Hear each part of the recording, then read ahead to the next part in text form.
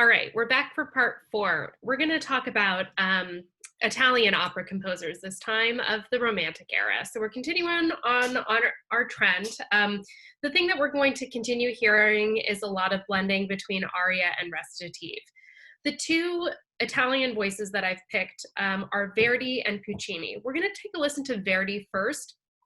Chronologically, his work happens before Puccini's, but beyond that, he also had a little bit more of a classical orientation to how he wished to compose opera. He really felt like the music needed to make sure to support the voice in as many ways as humanly possible. So the orchestration here in Verdi's music is really, really supportive of the voice. You'll notice that it doesn't get in the way sometimes like Puccini does a little bit. In addition, there's a little bit more separation between aria and recitative in Verdi versus Puccini. Both of them, though, exhibit what's called this very Belcanto style. And it was a style of singing that meant, it translates to beautiful singing. It's usually like a full-bodied, very lyric and slow-moving kind of vocal treatment. And it was really, really popular in works that were written by the Italian composers. In contrast, that was not the style that was most appropriate and desired in the classical era. In the classical era, like in the time of Mozart, one of the voice types that was most popular and the kind of vocal delivery that was desired was coloratura style soprano singing, where it was very light and very agile, very movement oriented, almost kind of bird-like. This is much different, a little darker and deeper of a kind of tone that composers were going for. So Verdi and Puccini both have a ton of really amazing operas, but sticking with our theme of tragic endings, I wanted us to take a look at Verdi's piece Rigoletto. Rigoletto, we'll watch a synopsis of it that's 3 minutes long. There are a lot of kind of intricate plot points that happen, but more or less it's about a curse and how a curse plays out between the Duke and his court jester, personal confidant, Rigoletto. Rigoletto happens to have a daughter. Daughter becomes the object of the desire of the Duke. And we're gonna see how that kind of plays out. Much like Carmen, we have a really interesting relationship of diegetic and non-diegetic music. It doesn't create this like metaphorical thing, but it does create this like element of awareness that happens in the ending scene and just an interesting treatment of music. When the Met Opera does this production, they set it in 1960s Las Vegas in a casino. Again, your concert report is coming up. There's definitely footage of Rigoletto that is now available online as a part of sort of initiative to put more archives for public view up. So if you're interested in some of the selections that I show you, these are from like older productions, meaning they're kind of set in the time that Rigoletto was originally set. But the Met produces a much more modernized production that is set in 1960s Las Vegas with lots of neon lights. It's very, very cool, very intricate set design. In any event, let's go ahead and watch a synopsis of Rigoletto.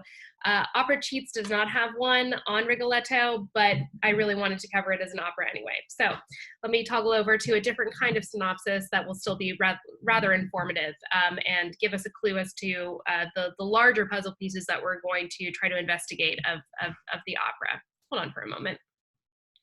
All right, so this one doesn't have any like sort of acting to it. It's all auditory. It's from a radio station, but a very informative 3-minute synopsis that goes into much more detail than I just did of Verdi's iconic operatic work, Rigoletto. Rigoletto is the jester in the corrupt court of the Duke of Mantua, but this jester spends most of his time running interference with the husbands and fathers of all the women the handsome, smarmy Duke takes to bed. And be it this one or that one, questa o quella, the women are all the same to the Duke, objects to use and discard.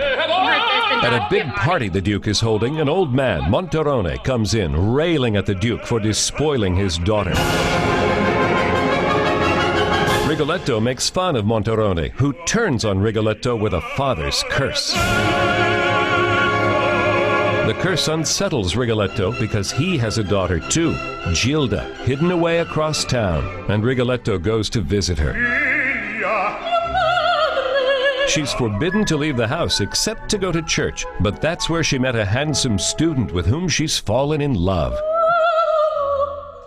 She doesn't know the student is the rotten Duke in disguise. Now, a group of courtiers who hate Rigoletto and think Gilda is his mistress follow him to the house, and they trick Rigoletto into helping them kidnap his daughter. And as Gilda is being hauled back to the palace, Rigoletto realizes the curse is already working. When the Duke discovers that the girl he's been making eyes at in church is in his palace, he rushes into the room where she's being held. When she emerges, Gilda tells her father what happened. Rigoletto swears revenge, but Gilda remains charmed by the Duke. She's still in love. People in opera are crazy. To prove the Duke is a bad guy, Rigoletto takes Gilda outside a tavern, and through the window they watch the Duke inside flirting with another woman. The Duke is singing about how fickle women are. It's one of Verdi's biggest hit tunes, but it sounds a lot better when you can't understand the words. What's happening is this. That woman, Maddalena, is the sister of an assassin, Sparafucile, whom Rigoletto has hired to kill the Duke. But everything goes wrong. Maddalena falls for the Duke and pleads with Sparafucile to kill Rigoletto instead. Gilda learns about both sides of the plot and decides to sacrifice herself for her father and the Duke, the creep she can't stop loving. And Sparafucile winds up stabbing Gilda. Mia Gilda! It happens in opera. Curses are fulfilled.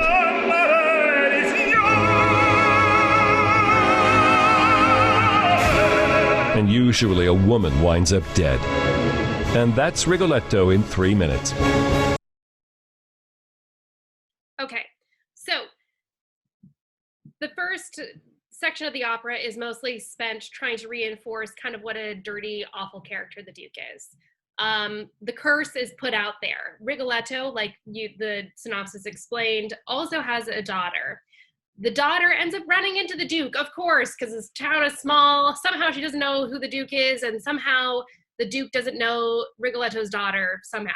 Anyway, fact of the matter is, she falls in love with him. I guess he kind of falls in love with her, but the kind of falling in love that he does with her is very, he delivers her the same kinds of words that he's delivered other women. In order to try to dissuade his daughter from being into the Duke in the first place, the Duke's like, you know what? Don't trust me. Let's go. Or sorry, Rigoletto is like, hey, Gilda, don't trust me. Or what I say rather, come and see it for yourself. So the Duke is hanging out at a brothel and he sings this really iconic aria. It's really self-contained. It's really about one idea, and it's the Duke solidifying how he feels about women. He's singing, of course, interestingly enough, to a woman who is supposed to be like a woman of the night, right? But she is actually the assassin that Rigoletto has hired. The Duke is apparently a really charming dude, despite his really terrible song. And the female assassin falls in love with him and more or less is like, hey, I feel like if we just need to produce a body to Rigoletto, who's hired us for this, couldn't it just be anyone? We'll get to that point first. Let's watch the daughter see the Duke in all of his terrible, true self. He's going to sing this song, this really iconic aria, and then that's going to morph into a quartet, which is the daughter and the father outside and the Duke and the assassin inside. Everything, much like Mozart, is really closely knit, really compact, lots of clarity of what is actually happening, and that's all based on repetition. So not this really strong blending of recitative and aria that we're going to hear in Puccini, which creates this very fluid drama. There's a little bit more separation here. So let me go ahead and pull up that aria that moves into a quartet. We're going to have a little bit of rest that separates the two of them from one another, but it's a really interesting selection of Rigoletto. And of course, Pavarotti is also singing the lead part of the Duke. He's a very famous singer and unfortunately passed away at this point. But in any event, hold on. All right, so right off the top, we're going to start off with some recitative, and it's going to go right into the aria for the Duke. Father speaking to the daughter, recitative.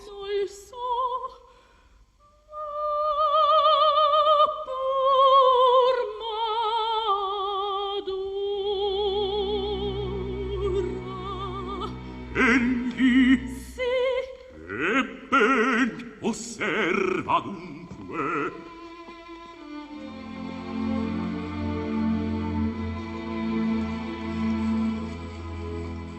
Un uomo vedo. Per poco attendi. Ah, padre mio! Due cose e tosto. Quali? Una stanza e del vino. Son questi suoi costumi. O il bel zerbino.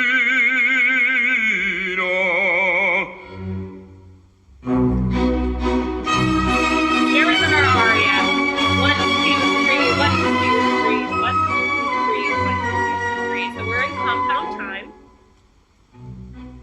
La donna è mobile, qual piuma al vento, muta d'accento e di pensiero. Sempre una abile, leggiadro viso, il pianto il riso, Really clear harmonic texture. We're gonna have some rubato. La donna è mobile, qual piuma al vento, muta d'accento e di pensiero. E di pensiero.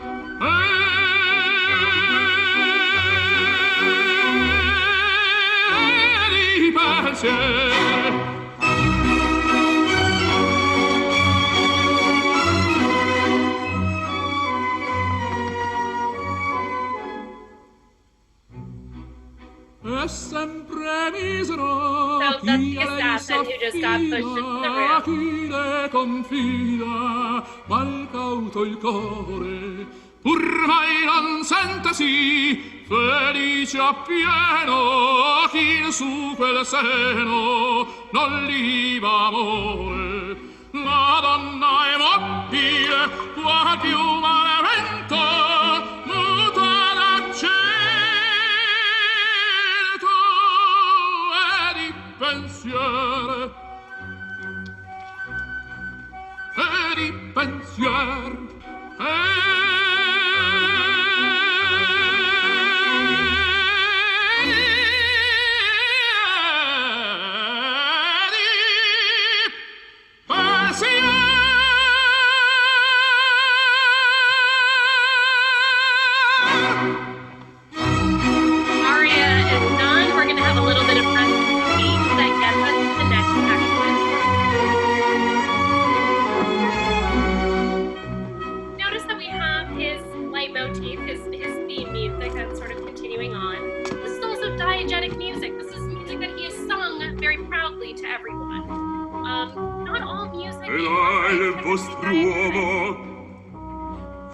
The assassin, the male assassin, walking through Rigoletto. Più tardi tornerò l'opera compire.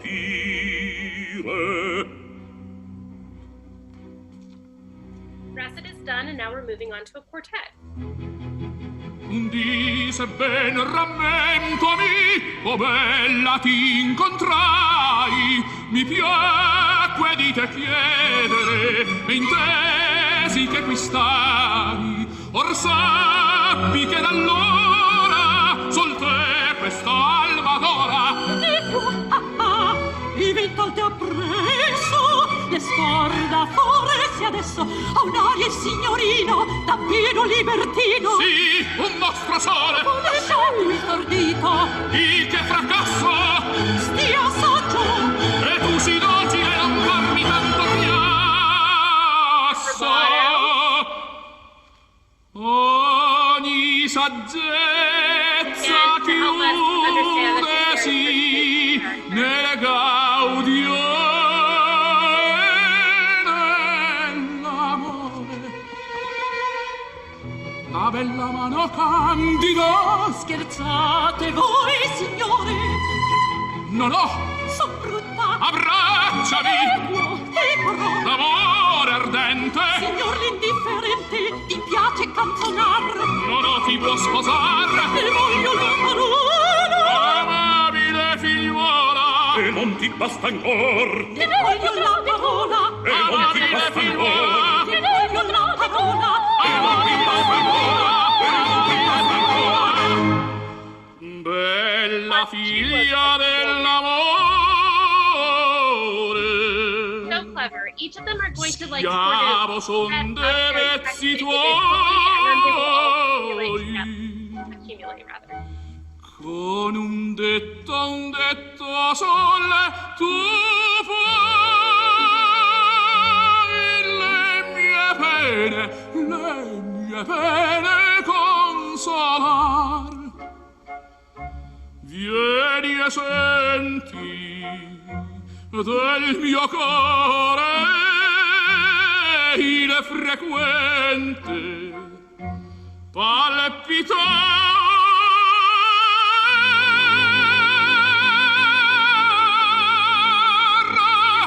Con un detto sole tu puoi le mie pene consolar. Rido ben di cuore che tai badi costa poco. Così parlar d'amore. Quanto valga il vostro gioco, me chiedete sua So we've got some paraphonic text. We're supposed to, of course, believe that no one can actually hear one another, especially these people.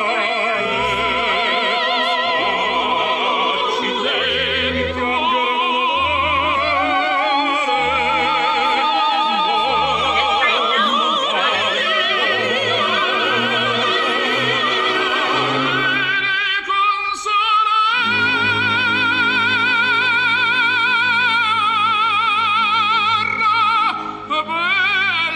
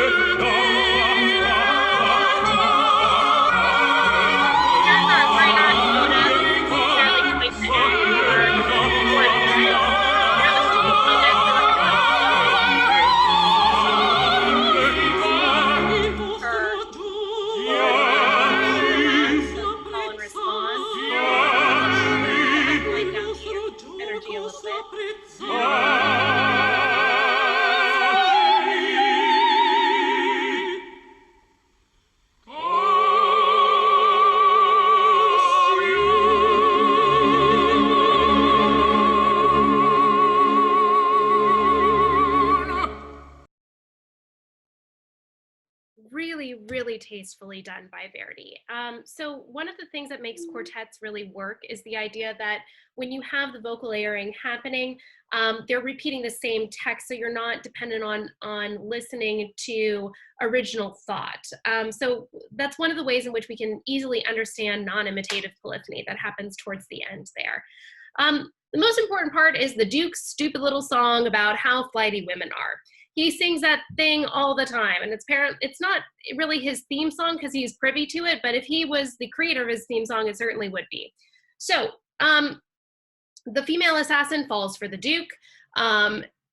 She talks to her assassin partner, I'm pretty sure they're brother and sister. She said, hey, like, as long as we just need a body in a bag in order to give to Rigoletto, why does it matter who it is? And fortuitously, it's a thunderstorm and someone knocks on the door of this brothel. And it happens to be her. It's because she's trying to get inside because it's inclement weather, right? So the assassins or at least the female one gets wise to the fact that like she's helpless and isn't where she's supposed to be, so they put her in a bag. Rigoletto comes and collects the body. He's like, yes, the Duke, he's finally dead, the curse, like it's not going to be an issue. While there's a body in a bag, he hears the Duke's dumb song. And he has a realization immediately that indeed, oh my God, the Duke is still alive. So who's in this body bag? And we're gonna watch the very end of the opera, that moment of realization and a little bit further past it. All right, one moment while I pull up our listening example. All right, so this is the moment they have just killed the daughter and they've put her in a body bag. The collection is going to happen and we're gonna hear the Duke's song, which gives Rigoletto the moment of realization that it is not who he thinks it is in this body bag. And he's going to open it and realize it is his daughter, who is somehow alive and is going to sing. But that's, again, the suspension of disbelief that opera really demands. Here we go.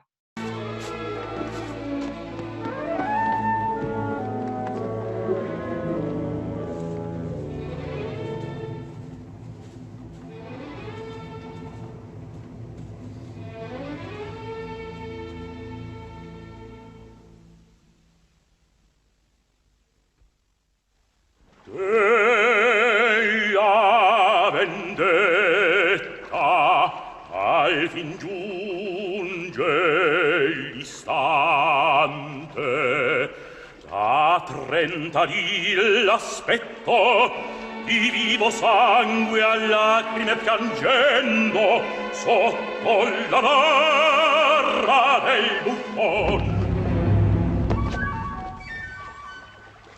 Quest'uscio è chiuso, ma non è tempo ancor. S'attenda.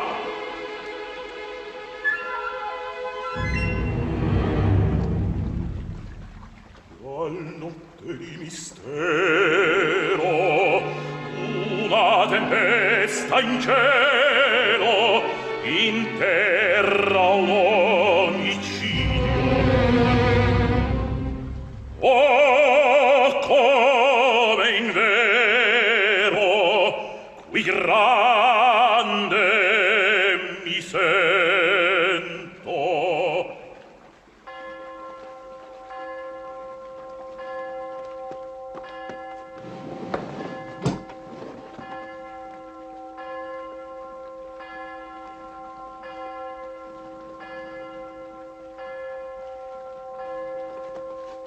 Mezzanotte. Viera, son io. Sostate. Ecco è spento il vostro uomo. Oh gioia, un lume! Un lume! No, il danaro. Lesti all'on del gentian. No, basta io solo. Come vi piace, qui menato il sito, più avanti e più profondo il gorgo. Presto, che alcun non vi sorprenda. Buona notte.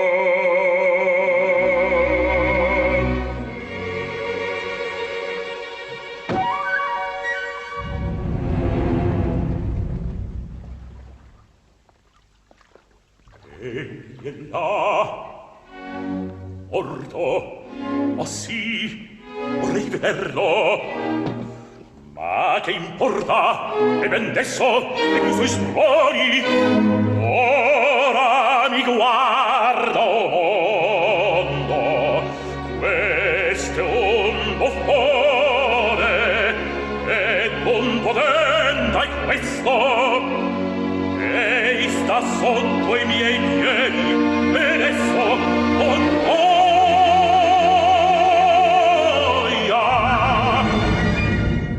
E giunta al fine la tua vendetta uora, sia l'onda a lui sepolcro, un satto il suo lenzuolo.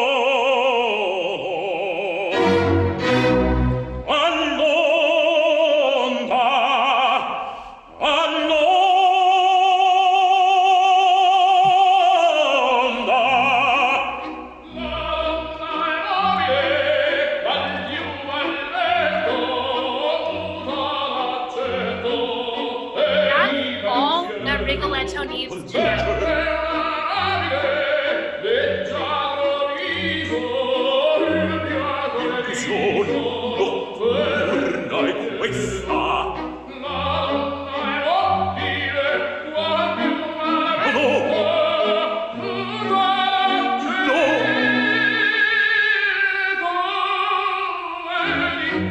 Adesso, maledizione, olà di non ambito.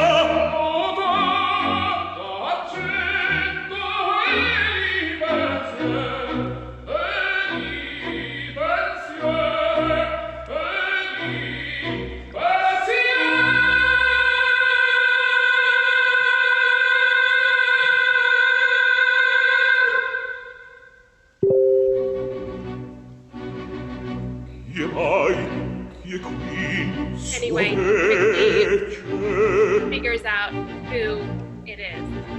Io tremo, è umano corpo. So, she sings for a great deal of time, which is a little unbelievable because she is supposed to have been murdered and put in a body bag, and all of this has happened. However, suspension of disbelief is really crucial in opera, and most stage productions for that matter. In this case, we have to suspend the disbelief that, like, in the event that Rigoletto and his daughter were outside spying on the Duke, that, like, full-on singing could probably be heard on the other part of the wall. But anyway, Verdi is much more sort of classically oriented in terms of dividing out recitative and aria. There was like really obvious moments of plot pushing and then obvious moments of an ensemble singing.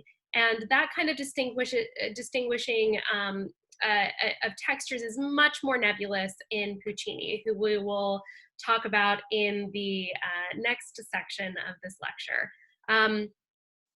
Hopefully you enjoyed the little selection of Rigoletto that I played for you, a really, really amazing opera from start to finish. As a part of this playlist, there is a filmed version that you could possibly watch for your concert report. So be sure to check it out if you happen to be interested in it.